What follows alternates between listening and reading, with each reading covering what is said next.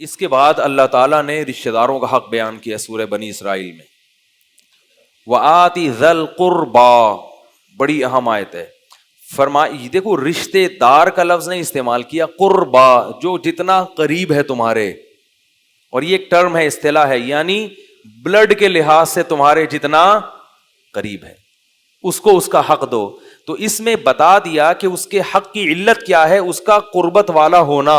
تو جتنا قریب ہے اتنا حق اس کا زیادہ، یعنی اس کے ساتھ حسن سلوک کا حکم اتنا زیادہ. تو یہاں قرابت سے مراد کیا ہے؟ گوشت پوش میں آئی بات سمجھ، بلڈ میں. تو بلڈ میں سب سے پہلے تو والدین ہیں، ان کا تو بتا دیا. بلڈ ریلیشن میں والدین کے بعد سب سے پہلے کون آتا ہے؟ بھائی اور بہنیں. باپ دادا جو ہے نا، دادی اور نانی، یہ سب ماں باپ ہی کے حکم میں ہیں. جو احکام والدین کے ہیں 100% وہ والدین دادا دادی کے بھی ہیں، ان میں اور والدین میں کوئی فرق نہیں رکھا شریعت نے، وہی حکام ہے. البتہ وراثت میں بس فرق رکھا ہے. تو دوسرا کون ہے سب سے پہلے رشتہ داروں میں؟ بھائی اور بہنیں. اچھا یہ لوگ کہتے ہیں بہن بھائی، امی ابو. قرآن کا جو طرز ہے نا وہ ہمیشہ مرد کو پہلے ذکر کرتا ہے قرآن، اور عورت کو بعد میں. والد باپ کو کہتے ہیں، والدین. تو اللہ نے لفظ باپ کو دگنا کر کے ماں کو اس کے تحت ضمناً داخل کر دیا. قرآن میں جہاں بھی ہم دیکھتے ہیں نا، مرد کا ذکر ہمیشہ پہلے ہے، کہیں کہیں عورت کا پہلے، اس میں کوئی خاص حکمت ہے. تو اس لیے صحیح ٹرم کیا ہے؟ بھائی اور بہن. لیکن اگر زبان پہ چڑھا ہوا ہے بھائی تو اتنی کوئی پریشان ہونے کی ضرورت، پہلے کم مسائل کم ہے، ٹھیک ہے نا. وہ کہیں گے یار ایک نئی مصیبت میں ڈال دیا. اب وہ ماں باپ بول دیا تو استغفار کر رہا ہے 2 رکعت پڑھ کے مفتی صاحب نے ماں باپ بولنے سے. یہ الفاظ ہیں، کوئی بول لے تو ٹھیک ہے، نہیں تو چلتا ہے سب. تو ماں باپ کے بجائے کیا بولنا چاہیے؟ باپ ماں. مشکل ہے اس لیے کہہ رہا ہوں کہ ٹینشن لینے کی نہیں. بہن بھائیوں میں کیا بولو؟ بھائی اور بہن. خواتین و حضرات میں حضرات و خواتین. قرآن کا اس طرح ایسا ہی ہے کہ قرآن ہمیشہ مرد کا پہلے ذکر کرتا ہے، عورت کا بعد میں. یہ جو ہے نا لیڈیز فرسٹ، اسلام میں ایسا نہیں ہے. اسلام میں کیا ہے؟ مرد سپیریئر ہے، قوامون علی النساء. ہاں عورت چونکہ کمزور ہے، کمزوری کی وجہ سے اس کو ترجیح دینا یہ اسلام کہتا ہے. جیسے بس میں ایک خاتون کو ایک سیٹ ہے، خاتون کھڑی ہوئی ہیں، آپ بیٹھے ہوئے ہیں، تو یہ بے شرمی کی بات ہے. آپ کس کو سیٹ دے دیں؟ خاتون کو. اس لیے کہ وہ کمزور ہے، آپ آدمی ہو، آپ کھڑے ہو کر لمبا سفر کر لو گے. اس کے لیے کھڑے ہو کر سفر کرنا ایک تو مشکل بھی ہے اور حیا کے بھی خلاف ہے. اس لیے اس بیس پر لیڈیز فرسٹ اگر کوئی کرتا ہے کہ پہلے آپ، ٹھیک ہے نا. وہ سنا ہے لطیفہ پہلے آپ والا؟ سنا دو؟ چلو رہنے دو یار، وہ تھوڑا فریش ہو جائیں گے، موضوع سے تعلق نہیں ہے لیکن سنا دیتا ہوں، پھر میں جلدی سے اس بات کو مکمل کرتا ہوں. وہ ڈاکٹروں نے نا ایک گولی ایجاد کی. اس گولی کا تجربہ یہ تھا کہ جو بھی کھائے گا، جو خاتون جو پریگنینسی میں کھائیں گی تو بچہ با ادب پیدا ہوگا. بچہ کیسا پیدا ہوگا؟ بات. تو ایک خاتون کو کھلایا، بچہ جب پیدا ہوا تو پیدا ہوتے کہہ رہے آداب. سائنسدان بڑے خوش ہوئے کہ یار یہ بڑا زبردست تجربہ رہا. تو اگلی خاتون کو بہت ساری گولیاں اکٹھی کھلا دی. یار ایک گولی پہ اتنے آداب، تو وہ تو مرزا غالب پیدا ہوگا. صحیح ہے نا. جب وہ کئی گولیاں کھلا دیں تو اب کیا ہوا کہ ولادت ہی نہیں ہو رہی. بڑا مسئلہ ہو گیا. ہفتوں گزر گئے. الٹرا ساؤنڈ سے پتا چلا ایک بچہ دوسرے سے کہہ رہے پہلے آپ، وہ کہہ رہے پہلے آپ، پہلے آپ کہہ رہے. جڑواں بچے تھے، سب ایک دوسرے کہہ رہے پہلے آپ. ٹھیک ہے. تو اتنا ادب بھی صحت کے لیے ٹھیک نہیں ہے. خیر، تو اللہ تعالیٰ نے قرابت داروں کا تذکرہ کیا. تو قرابت دار میں سب سے پہلے کون ہے؟ بھائی اور بہن. آج کل دور دور کے رشتہ داروں کو بہت پوچھا جاتا ہے، بھائی بہنوں کو لیفٹ نہیں کرائی. تو بھائی بہنوں کو کے ادب کیا ہے وہ تو بڑا لمبا ٹاپک ہے. ایک مختصر آپ کو بتا دوں، جو 100 سنار کی اور ایک لوہار کی. بھائی بہت سارے حکام ہیں نا، وہ تو گل ویلے دی تے پھل موسم دا کہہ لو، یا 100 سنار کی ایک لوہار کی. وہ کیا ہے کہ بھائی بہنوں کو نا لفافے میں پیسے ڈال کے گفٹ دے دیا کرو بس، معذرت کے ساتھ. اس سے جتنی رشتہ داری مضبوط ہوتی ہے کسی اور چیز سے، یہ سمت بانڈ ہے. ایسے ٹوٹی ہوئی رشتہ داری کو لفافہ چپکے سے چھپڑ میں یہ لو بھائی، 5 روپے 10 روپے نہیں، ذرا تگڑی رقم بتائے بغیر، کسی کو پتہ ہی نہ چلے، کسی کو ادھر آ یہ لو بھائی ہدیہ. तहादउ तहाबु, आप सल्लल्लाहु अलैहि वसल्लम ने फरमाया एक दूसरे को हदाया दिया करो, इससे आपस में मोहब्बत बढ़ती है। तो हदिया ऐसी चीज जिससे वो खुश हो जाए, और जितना इंसान रोकड़े से खुश होता है ना, इतना किसी और चीज से खुश नहीं हो। हकीकत है। देखो पुलिस वाले कितना तंग कर रहे हो, किस कदर मुसीबत में, आप उनको दुआएं दो, यार आप बहुत अच्छे हो, खुश होंगे थोड़ा सा, खुश होंगे लेकिन थोड़ा सा। और कुछ आपने उनको क्या किया कि जो है ना, वो कोई कार्ड अपना निकाल के दे दिया कि मैं डॉक्टर हूं, आप कभी आए तो इलाज करना हो, खुश होंगे मगर थोड़ा सा। आपने 500 रुपए का नोट पकड़ा दिया, अस्सलाम वालेकुम कहते हैं कि नहीं कहते?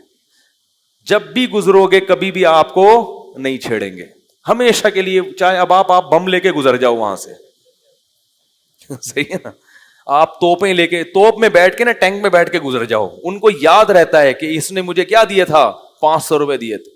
हकीकत बता रहा हूं आपको, तोपे रॉकेट में बैठ के गुजर जाओ, आपको पुलिस वाला कुछ नहीं कहेगा। रोकड़े में अल्लाह ने इतनी ताकत रखी है, तभी तो कुरान बार बार कह रहा है कि अल्लाह के राह में खर्च करो, खर्च करो। हदिये भी ठीक हैं, गिफ्ट भी सही है, जैसे कोई बाहर से आता है, कुछ चीजें ले आया, खजूरें ले आए, जमजम ले आए, वो भी ठीक है।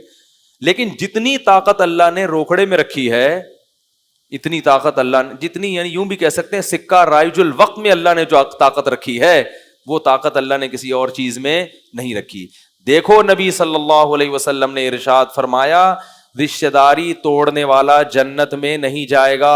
अब रिश्तेदारी जोड़ने में बहुत टाइम लगता है, हर एक से अखलाक से बात करो, तमीज से बात करो, वो जुल्म कर रहा है आप उसके साथ अच्छा सलूक करो। आजकल इतना स्टैमिना लोगों में नहीं है, ईंट का जवाब पत्थर से देते हैं, क्योंकि बर्दाश्त खत्म हो गई ना। इसलिए मेरी नजर में सबसे बेहतरीन तरीका है, जो मर्जी जैसा मर्जी सलूक कर लो उसके साथ, पैसे पकड़ा दिया करो, रोजाना पकड़ के पीटोगे भी ना उसको, फिर भी कुछ नहीं कहेगा आप। आई बात समझ में? ऐसी चीज है, क्योंकि पैसों से इंसान की हाजतें पूरी होती है। जब देखेंगे ना पैसे इतने हो, देखो समद बॉन्ड आपने इतना सा तीली से यूं करके लगाया तो थोड़ी जुड़ेगा। तो जितना ज्यादा बर्तन टूटा हुआ है, समद बॉन्ड उतना ही ज्यादा लगाना पड़ेगा। समद बॉन्ड बोलना चाहिए। तो जितना ज्यादा बर्तन टूटा हुआ है, समद बॉन्ड उतना ही, थोड़ी सी खराश आई है तो जरा सा एल्फी का एक कतरा टपका दो, काफी है। तो ऐसे ही रिश्तेदारी थोड़ी सी टूटी हुई है तो 5 रुपए में काम चल जाएगा। एक दिन वैसे ही सलाम करना भूल गए थे भाई साहब को, गुजर रहे थे, अब भाई को सलाम नहीं किया आपने, वो उसको गुस्सा आ गया, यार ये तमीज नहीं है इसको। तो कभी 50-100 रुपए में भी काम चल जाएगा, ठीक है ना। लेकिन ज्यादा टूटी हुई है, जैसे कि आजकल होता है, सब एक दूसरे से मुंह मोड़ के बैठे हुए हैं। और रिश्तेदारी जोड़ने में सबसे बड़ी मुसीबत यह है कि हम में से हर शख्स ये कहता है कि उसने मेरे साथ क्या किया जो मैं उसके साथ अच्छा सलूक करूं। ये बहुत बड़ी एक, इसको मुहज्जब लफ्ज तो नहीं है, लेकिन हकीकत है कि इसको खन्नास कह सकते हो आप। ये दिमाग में क्या है, खन्नास। ये मतलब ही नहीं है रिश्तेदारी जोड़ने का। अक्सर मैंने देखा है कि लोग कहते हैं, यार वो उनका जो है ना मेरे साथ तो वो, मुझे उस मौके पे भी नहीं पूछा, मुझे जरूरत थी पैसों की, उस मौके पे भी नहीं ख्याल किया, मेरे भाई ने भी नहीं किया, बहन ने भी नहीं किया, ये भी नहीं, हर वक्त मुझे तंज करते हैं, ताने करते हैं। मैं क्यों इनसे भाई, मैं क्यों मिलूं इनसे। मैं उनसे कहता हूं ठीक है ना मिलो, मिलने से अगर नफरतें पैदा हो रही हैं तो ना मिलो, लेकिन अल्लाह ने तुम्हें अच्छी तनख्वाह दी है, सैलरी दी है, तो खर्च करो उनके ऊपर, हदिया दे दिया करो। और अगर बाज लोगों को ना पैसे लेते हुए शर्म आती है, पैसे दो तो वो अपनी बेइज्जती महसूस करते हैं, हालांकि इसमें बेइज्जती की बात है नहीं, तो फिर उनको कुछ चीज गिफ्ट, भाई उनको कोई चीज दे दी आपने, भाई बहनों को कोई अच्छा सा मोबाइल लेके दे दिया, कोई जनाब डब्बा पैक, अभी ईद आ रही है, दे दो लेके अपने भाई या बहन को, और जनाब उसको पैकेज करा दो, क्या ख्याल है। या और कुछ बाइक लेके दे दो छोटे भाई को। बहुत अफसोस की बात है यार, छोटे भाई को बाइक लेके दे दो, थोड़ा व्हीलियां शीलियां लगा लेगा बेचारा तो खुद ही गिर के मर जाएगा, जान छूटेगी आपकी, व्हीलियां लगाएगा। हमने एक दफा कहीं सीवीयू पे गए तो वहां व्हीलियां लगा रहे थे लड़के। मैंने अपने दोस्तों से कहा, मैंने कहा इससे बड़ी हमाकत दुनिया में कोई है नहीं कि पब्लिक को खुश करने के लिए अपनी जान को हथेली में रखा हुआ है। उन्होंने कहा भाई नहीं, बड़ी प्रैक्टिस है, अल्लाह की कुदरत, थोड़ी देर में गिरा और सर खुल गया उसका, और एम्बुलेंस आई है, लग रहा था कि इन्ना लिल्लाह इसका हो चुका है। मैंने कहा ये देखो, یہ حال ہے. تو گفٹ دینے میں کیا ہوگا جتنا, ہاں میں یہ کہہ رہا تھا کہ یہ ضروری نہیں ہے کہ وہ آپ کے ساتھ اچھا سلوک کریں تو کریں, اس کو رشتہ داری جوڑنا نہیں کہتے. یہ تو دنیا میں ہر آدمی کرتا ہے کہ آپ کے ساتھ کوئی اچھے طریقے سے ملے گا تو آپ بھی اس کے ساتھ اچھے طریقے سے ملو گے. یہ کوئی رشتہ داری کا, یہ تو دوست کے ساتھ بھی ایسا ہوتا ہے. یہ تو ہر آدمی, محلے والوں میں کوئی بھی شخص آپ کے ساتھ اچھا کرے گا تو آپ اس کے ساتھ اچھا کرو گے. پھر رشتہ داری کا مطلب کیا ہوا؟ رشتہ داری کا مطلب صحیح حدیث میں سل من قطعک, جو رشتہ دار تم سے برا سلوک کر رہا ہے اس سے بھی تم نے جوڑ کے رکھنا ہے, اس سے اچھا سلوک کرنا ہے. ہاں یہ ضرور ہے کہ اس سے ملاقات کرنے میں بعض دفعہ فتنہ ہوتا ہے, وہ طنز کرنا شروع کر دیتا ہے, پھر پھٹنے کا امکان ہوتا ہے, تو پھر اچھا سلوک دوسرے طریقے سے کیا جائے. وہ دوسرا طریقہ میرے ذہن میں کیا ہے اور احادیث سے بھی ثابت ہے, اس کو موقع پر ہدیہ دے دیا جائے. کوئی بیمار ہے تو عیادت کر لی جائے, وہ بیمار ہو گیا تو بولو بھائی ٹھیک ہے جو مرضی آپ کا سلوک اچھا, لیکن ہم تو عیادت کریں گے, ہم تو خیریت معلوم کریں گے, کسی چیز کی ضرورت ہوگی, دوا چاہیے, پیسے چاہیے, کوئی اچھا ڈاکٹر چاہیے, جو مدد ہم آپ کی کر سکتے ہیں آپ کے ساتھ کریں گے. تو یہ بہت ضروری ہے میرے بھائی. آپ بھائی بہنوں کو چھوڑ کر, چند دن پہلے میرے پاس کسی کا فون آیا کہ میری بہن ایک نفسیاتی پاگل ہے, اور وہ صاحب شاید میرا بیان سن بھی رہے ہیں, وہ کہنے لگے کہ مجھے خودکشی کے خیالات آتے ہیں, بہن ایسی پاگل ہے, ہمارے لیے اس کو سنبھالنا مشکل ہو گیا. سگی بہن ہے, چیختی ہے جب دورے پڑتے ہیں. تو میں نے کہا بھائی نفسیاتی ڈاکٹر کو دکھاؤ. کہہ رہے ہیں ڈاکٹر کو دکھاتے ہیں, جب تک گولیاں کھاتی ہے صحیح, جیسے ہی گولی کا اثر ختم ہوا پھر یہی. تو میں کیا کروں, کہاں جا کے سر ماروں, ایسے اس کی کنڈیشن, والد بھی نہیں ہے, بھائی پہ ساری ذمہ داری. میں نے اس سے کہا دیکھو میرے بھائی یہ بہن ہے, خونی رشتہ ہے, اس کو آپ چھوڑ کر نہیں جا سکتے, صبر کرو صبر کرو صبر کرو. میں نے کہا تمہیں کوئی زیادہ عبادت کی ضرورت ہی نہیں ہے, اس بہن کو پالنے پہ ہی اللہ تمہارے سارے گناہ بھی معاف کرے گا اور تمہیں ایسے ایسے مقامات تک پہنچائے گا جہاں تک بڑے بڑے بزرگ اور اولیاء اللہ نہیں پہنچ سکے تھے. دیکھو یعقوب علیہ السلام سے اللہ نے بیٹے چھینے, کیوں؟ یعقوب علیہ السلام پیغمبر تو تھے مگر اللہ ان کو بہت اونچے پیغمبروں میں لے جانا چاہتے تھے. قرآن میں سارے پیغمبروں کا نام ذکر نہیں ہے, یعقوب علیہ السلام کا نام بہت جگہوں پر ہے. تو اللہ بہت اونچے مقام تک لے جانے کے لیے بھی کسی کو آزمائشوں میں ڈال دیتے ہیں. تو میں نے کہا بھائی صبر کرو, اور کوئی حل نہیں ہے. ہم انگریز نہیں ہیں کہ کچھ بھی ہو رشتہ دار کو فوراً.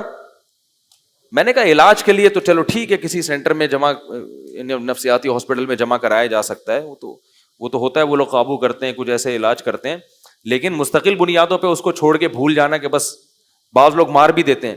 ایک بدبخت کو میں نے دیکھا یہاں نیو کراچی میں, دوپہر گرمی میں ایک شخص دھوپ میں نیچے لیٹا ہوا ہے زمین پہ, اس کے ہاتھ پاؤں مفلوج ہیں, وہ نہ چل سکتا ہے نہ کسی چیز کو پکڑ سکتا ہے, زمین پہ لیٹا ہوا ہے نا, کیونکہ نہ وہ بیٹھ سکتا ہے, اس کی کمر بھی چھوٹی تھی, کبڑی تھی, بیمار تھا. بیمار کا مطلب یعنی معذور, ویسے بیمار نہیں ہے, داڑھی ہے, اس کے سر پہ ٹوپی ہے, دھوپ میں سڑک پہ بیٹھا ہوا ہے. بیٹھا ہوا کیا, لیٹا ہوا ہے. لوگ اس کے پاس پیسے ڈال ڈال کے جا رہے ہیں. میں نے تفتیش کی, پتا چلا کہ اس کا بڑا بھائی اس کے ذریعے پیسے کما رہا ہے. یہ معذور پیدا ہو گیا گھر میں ایک بھائی, تو اس کو داڑھی بھی رکھوائی تاکہ چہرے سے نورانی لگے اور سر پہ ٹوپی پہنائی. یہ بھائی کچھ بھی نہیں کر سکتا, نہ ہاتھ کام کر رہے ہیں نہ پاؤں کام کر رہے ہیں. تو اب بڑے نے کیا کیا, اس چھوٹے کو کمائی کا, اس کو دھوپ میں سڑک کے کنارے, کیونکہ دھوپ میں جب کوئی فقیر بیٹھا ہوتا ہے نا لوگ زیادہ ترس کھاتے ہیں, اور یہ دھوپ میں بیٹھا ہوا ہے, دھوپ, یہ اسی کو کیش کراتے ہیں. کس قدر عذاب میں ڈالا ہوا ہے اپنے بھائی کو. اللہ کے بندے, تو اس کے ذریعے جنت کما سکتا تھا اور تو اپنی ساری نیکیاں برباد کر رہا ہے. کتنا بڑا عذاب ہے, اس سے بڑا بھی کوئی کبیرہ گناہ ہوگا. خونی رشتہ, سگا بھائی جس کی کفالت کا تمہیں حکم تھا, شریعت کہے تم اس کو کما کے کھلاؤ. ایک پیٹ نے دونوں کو جنا ہے اور ایک چھاتی سے دونوں نے, کتنا قریبی رشتہ ہوتا ہے. ایک ہی چھاتی سے دونوں کو دودھ پلایا اور ایک ہی پیٹ نے دونوں کو جنا. اور کیسے بہن بھائی بچپن میں چپک چپک کے ایک دوسرے کے ساتھ سوتے ہیں, کتنا قریبی تعلق ہوتا ہے, کیسے کئی سالوں تک آپس میں کھیلتے ہیں, اور بڑے ہو کر یہ حال ہو گیا کہ ایک دوسرے کو کاٹنے کے لیے دوڑ رہے ہیں.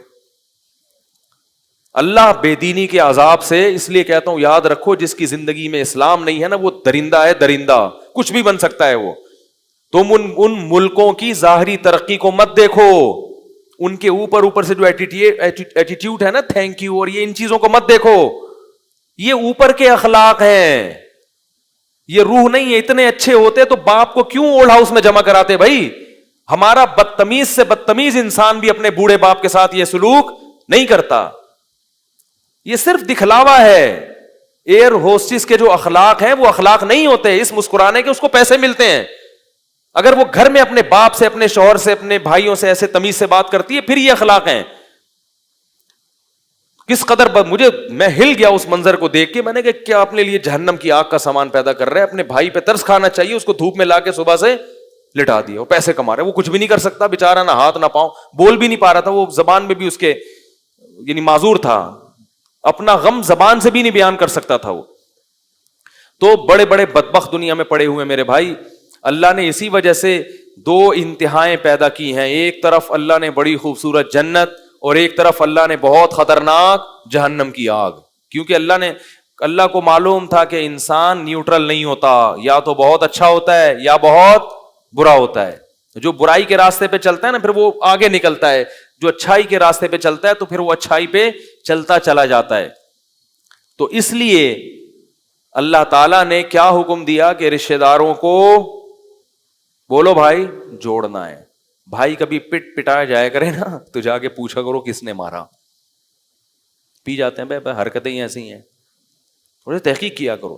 قتل ہو جائے تو قاتل کو چھوڑو نہیں. اب کیا ہوتا ہے, مرڈر ہو گیا سگے بھائی کا, لوگ کہتے ہیں بس ٹھیک ہے یار چھوڑو جانے دو یار. تفتیش کرو کون ہے قاتل, جو اس کے خلاف کر سکتے ہو قانونی طور پر کسی بھی طریقے سے, وہ کرو اس کے خلاف. تمہارے بھائی کو مارا ہے اس نے, کیسے چھوڑ دو گے اس کو؟ ہاں, پکڑنے کے بعد اس کو سزا مل رہی ہو, اس سے دیت, پھر وہ بہت زیادہ عاجزی کرتا ہے, اس کو احساس ہو جاتا ہے, پھر آپ دیکھتے ہو تو پھر شریعت نے ترغیب دی ہے کہ دیت لے کے چھوڑ دو. لیکن آج کیا ہے, جرائم ہوتے چلے جا رہے ہیں. کہتے چلو جس سے بھی تعلق ہے, صرف رشتہ داروں کا تو بہت زیادہ حق ہے, اس لیے میں نے بتایا, ورنہ جس سے بھی محبت ہو تو پھر اس محبوب کے دشمنوں سے دوستی بولو بھائی نہیں ہونی چاہیے.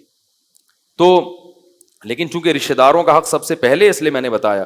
آگے اللہ تعالیٰ نے فرمایا کہ وَإِمَّا تُعْرِضَنَّ عَنْهُمُ ابْتِغَاءَ رَحْمَةٍ مِّن رَّبِّكَ تَرْجُوهَا, اگر خرچ کرنے کے لیے تمہاری جیب میں پیسے نہیں ہیں, لَهُمْ قَوْلًا مَيْسُورًا, عمدہ بات کہہ کے ٹہلا دیا کرو. یہ نہیں کہا کرو کیا ہر وقت چخ چخ کر کے دماغ کھایا ہوا ہے میرا, میں ہی ملا ہوں سارے محلے والوں کو پیسے مانگنے کے لیے. لیکن اس میں یہ ذہن میں رکھیں کہ فراڈیوں کو نہ پکڑانا شروع کر دیں. ابھی میں چونکہ رمضان میں لوگ مجھے زکاتیں دیتے ہیں نا تقسیم کرنے کے لیے, تو کچھ تو اب رمضان میں نا میرے پاس عجیب سی چیزیں آنا شروع. میں دور سے اسٹائل کو دیکھ کے اندازہ لگا لیتا ہوں چندہ مانگنے آ رہا ہے. وہ آ رہا ہوتا ہے ایسے معصوم بن کے. بڑے بڑے فراڈی ہیں اس میں, اتنے بڑے بڑے فراڈی ہیں, آپ تحقیق کرو پتہ چلتا ہے کم وقت اتنا کھا رہا ہے, اتنا کما رہا ہے. ایک مسجد میں آئے گا ایسا روتا ہوا ملے گا, پھر وہاں جا کے دوسرے مسجد کے امام صاحب سے وہی اسٹائل, پتہ نہیں کہاں سے ٹریننگ کی ایسے اسٹائل کی, ایک اسٹائل سے تھکتے ہی نہیں ہے. اسٹائل ہوگا ایسے آ کے وہ اصل میں آپ سے ملنا تھا, وہ راشن چاہیے تھا, بول لے زور سے بھائی راشن چاہیے تھا, حالات خراب چل رہے ہیں یار.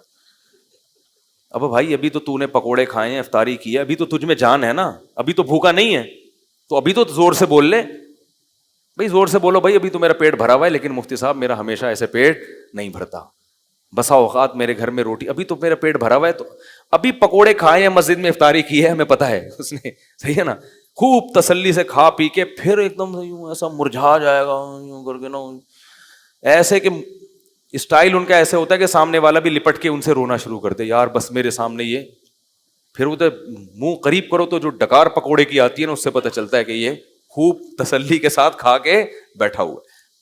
تو ایسے لوگ جو آپ کو الو بنا کے پیسہ نکلوا رہے ہوں, ان کے ساتھ نرم لہجہ, جو بولو پتلی گلی سے نکلو. ہاں مستحقین ہیں تو ان کو قرآن کیا کہہ رہا ہے, قل لہم قولا میسورا, اچھی بات کیا کرو, ان کو جھڑکو نہیں. اللہ نے تمہیں دولت دی ہے تو تکبر مت کرو, ہر ایک کے پاس نہیں ہے, ہر ایک کے پاس یہ نعمتیں نہیں ہیں. کتنے لوگ کھانے کو روٹی نہیں ہے, کتنے لوگوں کے پاس علاج کے پیسے نہیں ہیں, قسم پرسی میں زندگی گزار رہے ہیں. اللہ نے تمہیں دولت دے دی تو لا تصعر خدک للناس, غربا اور مساکین سے اپنے رخسار کو مت موڑنا، خیال کرنا ان کا. جیسے قارون کو موسیٰ علیہ السلام نے کہا نا کہ اللہ نے تجھ پر احسان کیا تو اب ان مساکین پر احسان کر. اس نے کہا میں نے اپنی محنت سے کمایا یہ. تو یہ بہت بڑا کبر ہے، تکبر ہے. اور یہ بھی پھر حکم دیا، آخری آیت پھر اس کے بعد آئندہ کل بیان کریں گے انشاءاللہ، وقت بہت ہو گیا ہے. فرمایا کہ وَلَا تَجْعَلْ يَدَكَ مَغْلُولَةً إِلَىٰ عُنُقِكَ وَلَا تَبْسُطْهَا كُلَّ الْبَسْطِ. فرمایا نہ تو اتنا اڑانا شروع کر دو پیسہ کہ کل خود لوگوں سے بھیک مانگنے کی نوبت آئے، اور نہ اپنے ہاتھ گردن سے باندھ لو، نیمو نچوڑ بن جاؤ کہ لوگوں کو پتا ہے کہ پیسے پہ سانپ بن کے بیٹھا ہوا ہے، کبھی کسی رشتے دار کے کام بھی نہیں آیا، نہ کبھی مسجد کے ڈبے میں چندہ ڈالا، نہ کبھی کسی مدرسے میں پیسے دینے کی توفیق ہوئی، اور نہ کبھی کسی غریب کو کھانا کھلاتے ہوئے پکڑا گیا. ایسے ایسے مارکیٹ میں نے بہت دیکھے ہیں، ہر طرح کے دیکھیں، سیٹھ بھی دیکھیں ایسا اڑاتے ہیں پیسہ، اور کنجوس بھی دیکھیں. تو اللہ فرماتے ہیں اتنے کنجوس مت بنو. وَابْتَغِ بَيْنَ ذَلِكَ سَبِيلًا، میانہ روی اختیار کرو، اپنے لیے بھی، بیوی بچوں کے لیے بھی، اور جو جہاں اور قوم کے لیے بھی، غربا کے لیے بھی، مساکین کے لیے بھی، مسجد کے لیے بھی، مدرسوں کے لیے بھی، دین کی تبلیغ کے لیے بھی، ہر جگہ کچھ نہ کچھ خرچ کرتے رہا کرو، اعتدال کے ساتھ، میانہ روی کے ساتھ. اور یہی میانہ روی اللہ کو پسند ہے. لیکن اتنا نہ اڑا دو کہ کل دوسروں سے خود بھیک مانگنی پڑے. سمجھ رہے ہیں؟ یہ بہت اہم احکام ہے، باقی پھر کل بیان کروں گا، وقت بہت زیادہ ہو گیا ہے. اللہ تعالیٰ سمجھنے کی، عمل کی توفیق عطا فرمائے.